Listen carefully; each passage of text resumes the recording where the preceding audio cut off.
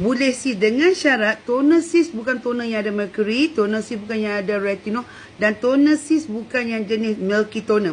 Dia kena toner yang, tapi kalau sis tak ada toner pun, pakai mineral water ayak peik pun boleh. Jangan pakai ayak cendol atau ayak tebus sudah.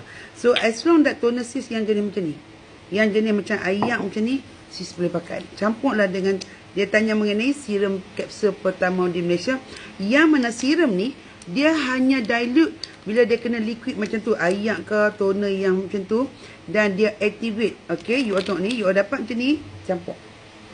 Okay, jangan pun sikit, campur je tu.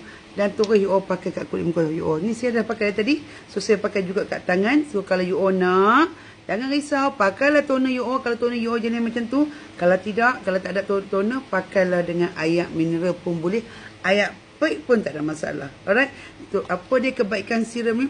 Dia bantu untuk mencerahkan wajah, menganjarkan kulit. Fine line ni dia remove macam tu je. Dia bantu juga untuk melasma, kulit kusam dan jeragat. Dia ada niacinamide, dia ada vitamin. Pasal tu dia bantu kulit kita juga repair pada dalam. Bagi orang yang ada skin barrier rosak, you all should try this product. Alright, bye. Dapatkan di beg kuning sekarang.